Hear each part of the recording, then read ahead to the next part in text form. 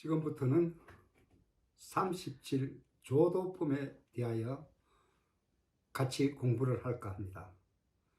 37 조도품에서는 부처님께서 가르친 이 불법을 고성제, 집성제, 멸성제, 도성제에 이르기까지 이 가는 길을 전부 다 정립을 해 놓으셨습니다. 거기에서 이 가는 길을 도와주는 37가지가 있습니다. 그럼 그 37가지를 하나하나 알아봅시다. 먼저 이 37조도품에서 제일 처음 나오는 것이 사년초입니다. 그 다음째 사정거리고, 그 다음째 사여의족이고, 그 다음째 오거리고, 그 다음째 오력입니다. 그 다음째가 칠각제, 그 다음째가 다시 팔정도가 돌아옵니다.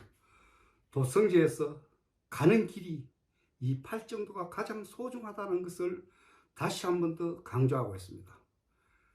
거기에서 그럼 이 가는 길을 어떻게 해서 그 업을 없앨 수 있는가를 한번 알아봅시다. 업을 없앨 수 있는 방법이 전부 다 37조도품에서 자세히 가르치고 있습니다. 우리는 업장소멸이 누가 해주는 것이 아니고 내가 그것을 인을 받으시면 반드시 인을 행했으면 관은 받아야 됩니다. 그렇기 때문에 인과의 법칙에 의하면 내가 스스로가 그렇게 업을 짓지 말아야 된다는 것을 다시 한 번 더 강조합니다. 먼저 이 사념처에 대해 가지고 자세히 알아볼까 합니다. 사념처는 신, 수, 심, 법, 이 몸이 느낌을 받으려고 마음을 이렇게 버리면 스스로 그러하게 된다라는 것입니다. 한번 우리가 예를 들자면 이 배가 고픈 이 나그네가 뭐 절약해도 좋고 우리는 전부 다 이 나그네가 길을 가면서 과수원이 길이 있었는데 그 길을 쭉 따라간다고 생각했을 때 요 담장 너머에 빨간 사과가 하나 딱 있어요. 이 사과를 딱 보게 되는 순간 우리가 마음이 일어난다 했겠죠. 사과를 보게 되는 순간 어떤 마음이 일어날까요? 아, 저거는 먹을 수가 있고 사과다라는 걸 내가 알게 된다면 먹으면 새콤달콤하고 그 시원한 맛이 있다 라는 게 먹는 거라고 생각이 되면 내 마음은 어떻게 일어날까요? 먹어야 되겠다고 일어나죠. 식욕에서 그 욕심을 내니까 그렇게 되면은 여기에 이까지 가게 됩니다. 이 두리번 살핍니다. 왜 살필까요? 그게 명예욕이 있죠. 내 몸뚱아리가 누가 보고 그걸 알키고 싶지 않다 이거죠. 그 명예욕에 젖어가지고 두리번 살피다가 금방 따가지고 포켓에 넣겠죠. 아무도 모르는 곳에 가면은 그걸 먹어버린단 말입니다. 그 몸뚱아리 본능이 그러는 거니까 우리는 그 피해갈 수가 없습니다. 그렇게 되었을 때 어떻게 될까요? 법은 그렇게, 이 자연이라 했겠죠, 법은. 이 자연에서 모든 법은 왔기 때문에 스스로 그러한 것이 자연입니다. 그러면 마음을 이렇게 버리면 몸뚱아리는 스스로 그러하게 따먹게 됩니다. 이게 자연의 법칙이에요. 이때 따먹게 되면 뭐가 남을까요? 여기서 가장 중요한 이야기였습니다. 뭐가 남겠습니까? 업이 남겠죠. 행위가 따먹어버리는 순간 그 행위가 남는다는 겁니다. 그걸 취하게 되면, 이 사과를 취하게 되면은 그 행위가 남아버림으로 해서 우리는 다시 또 까르마, 그 업을 짓고 있습니다. 여기에서 현명한 사람은, 현자들은 어떻게 할까요? 업을 안 짓고 이 사과를 먹을 수 있는 방법이 지혜로운 사람입니다. 어떻게 해야 될까요? 그냥 훔쳐 먹어야 될까요? 이 사과밭 주인에게 내가 가진 돈으로 사 먹든가, 그렇지 않다면 내가 그만한 사과의 대가를 지불해야 됩니다. 일을 해주든가. 먹는 방법은 똑같은데 훔쳐 먹지 않았다는 거죠. 거기 업을 짓지 않았다는 겁니다. 그래야만 우리가 어떻게 살아가는 업장을 만들지 않았다는 것을 누가 증명할까요? 그건 내가 증명합니다. 여기에서 우리가 사념체에서 반드시 업을 짓지 않는 방법을 이렇게 자세히 이야기해 놨습니다. 누구나 배가 고프면 그걸 따먹기 마련이에요. 그걸 먹고 안 먹고는 먹는데 그 방법이 틀린다는 거죠. 그래서 우리는 마음챙김을 해야 됩니다.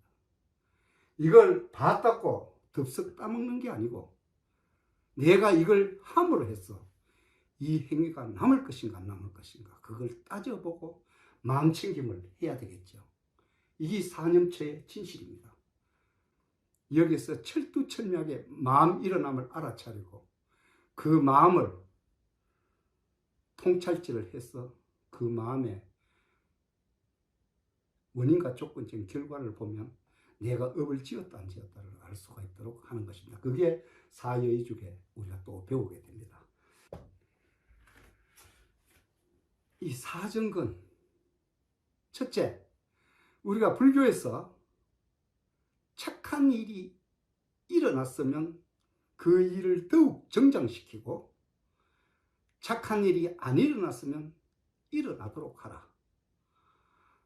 악한 일이 일어났으면 그 일어난 것을 찾고 없애버리고 악한 일은 아예 일어나지 않게 열심히 정진하라. 이게 우리가 정정진에서 배웠습니다. 이걸 다시 제3 강조를 하는 겁니다. 첫째, 착한 일이 일어났으면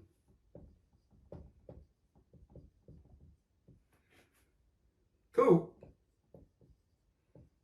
정장시키고, 두 번째, 착한 일이 안 일어났으면 일어나게 하고, 세 번째, 악한 일이 일어났으면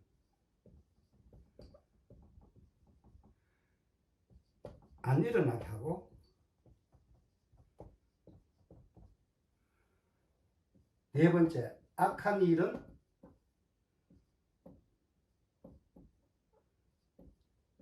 아예 일어나지 않도록 하라.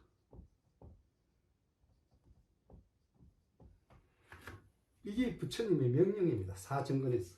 착한 일은 뭘까요? 업을 만드는 일은 악한 일입니다. 불교에서는 업을 행위를 하지 않는 것이 착한 일이고 행위를 하는 것이 나쁜 일입니다. 그래서 이 행위를 하는 것을 이렇게 철두철미하게 착한 일을 하도록 하는 것입니다.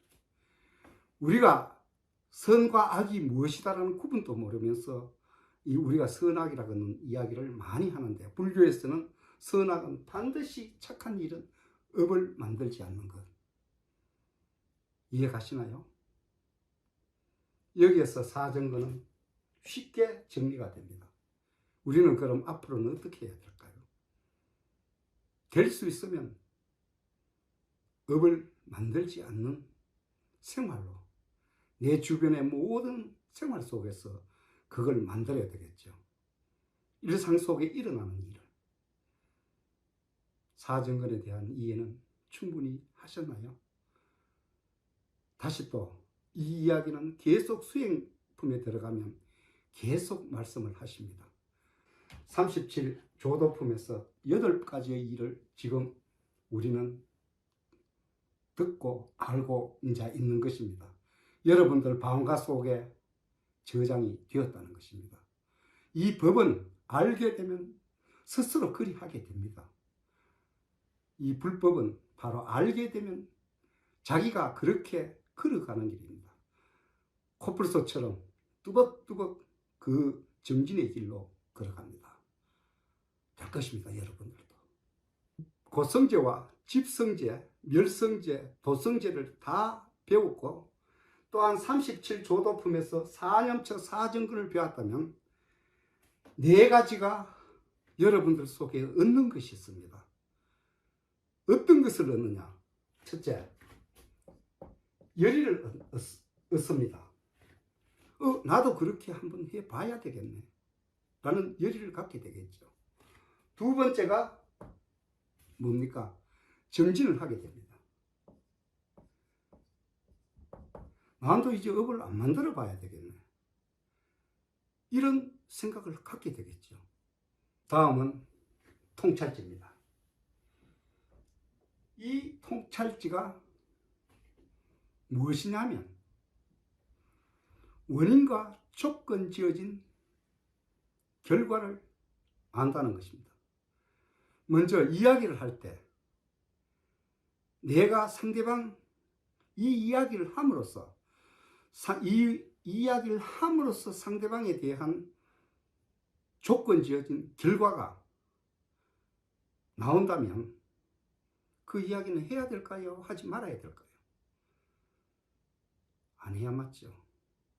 마음이 어떤 이야기를 해야 된다고 딱 생각을 했을 때, 마음이 일어났을 때 그 일어남을 알아차리고 원인과 조건적인 결과를 한 번 더 생각을 해보고 상대에게 이야기를 한다면 절대 실수라는 건 없습니다. 이게 이제 수행 중에 한 방법으로 나옵니다. 그래서 우리는 마음 챙김을 할 때 이 통찰지를 계속 하라는 겁니다. 어떻게 하느냐? 행동할 때도 맨 마찬가지고 정업, 정명을 할 때 이 통찰지를 반드시 마음 챙김을 때 해야 됩니다. 행동을 하기 전에. 우리는 행위를 하고 난 뒤에 후회를 해가 참여를 한다? 불교에서는 그건 맞지 않는 이야기입니다. 하기 전에 마음을 일으키지 않아야 하는 방법을 택해야 되는 것입니다. 마음을 일으키지 않으면 행동은 절대 나올 수가 없습니다. 말이든 행위든 이런 것들이 이 통찰지를 함으로써 즉 한 템포를 쉬는 겁니다. 그 뒤에 말을 하거나 마음이 정해졌을 때 이야기를 한다면 성인의 길로 접어드는 겁니다. 그래서 이야기를 할 때 항상 진중하고 신중하게 하라. 그 이야기를 여러분들에게 해드립니다. 이제 여기에서 뭐를 하느냐? 증명을 하게 됩니다.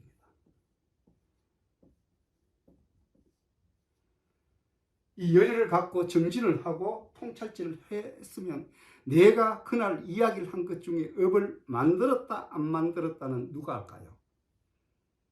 내 스스로가 내가 하는 겁니다.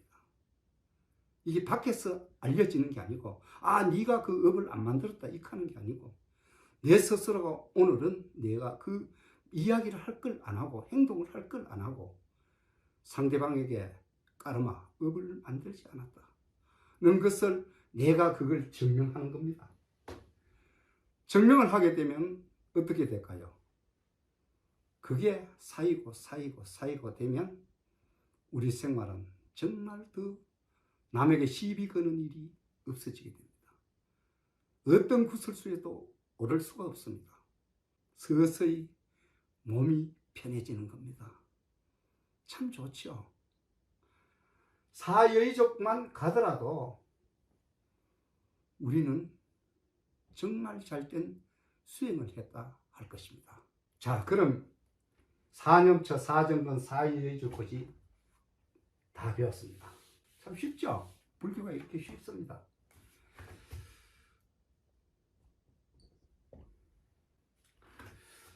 먼저 이 5권에서 신근, 이 믿을 신자를 씁니다.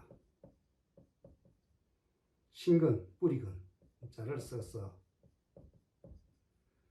이 신근,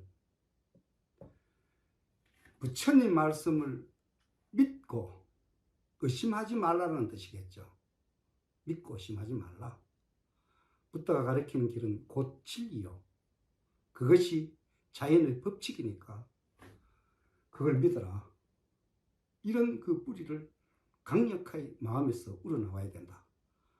그런 것이 신건입니다. 정진건은 사정건에서 이야기한 그런 업을 만들지 않는 것, 열심히 하는 거고, 영건은 마음챙김, 정건은 명상을 하는 것입니다.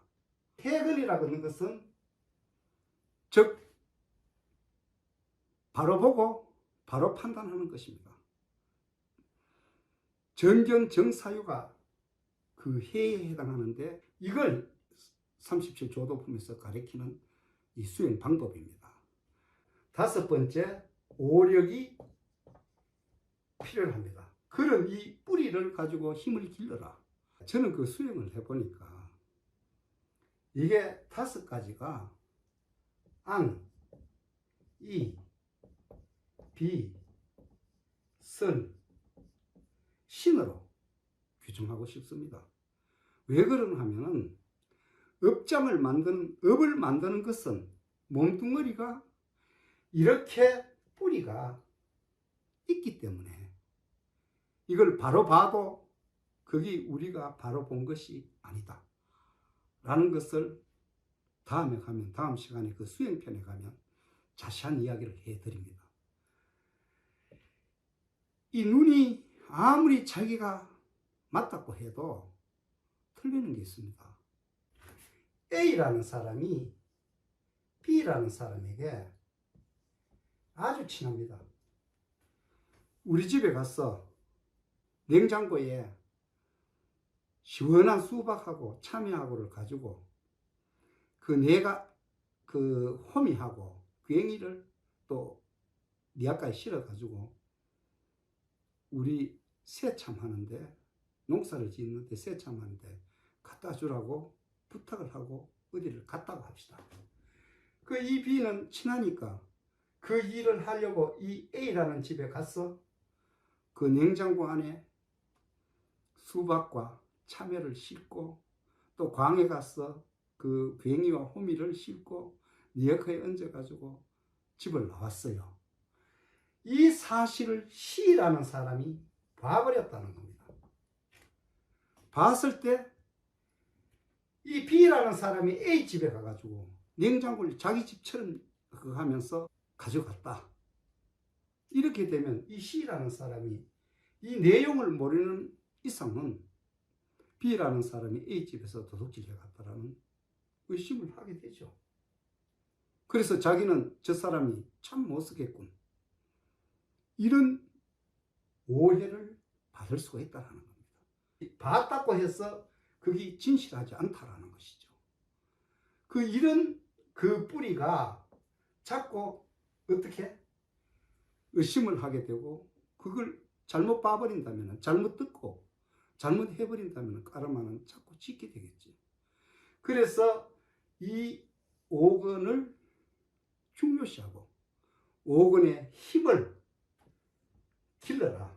그걸 바로 봐도 바로 본 것이 아니고, 바로 들어도 그게 자기가 확인하지 아니하면 절대 의심하지 말라, 이런 이야기가 되겠죠. 그래서 까르마를 만들지 않는, 업을 만들지 않는 힘을 길러야 되겠죠. 여기서 오근과 오력은 밀접하면서도 수행을 해보니까 아니비설신이 몸뚱어리에 하는 것을 잘 지켜보고 그런 힘들을 길러야 된다. 여기서 오근, 오력은 이해하셨나요? 그럼 이 다음에 또 이 이야기가 수행에서 많은 이야기가 나옵니다.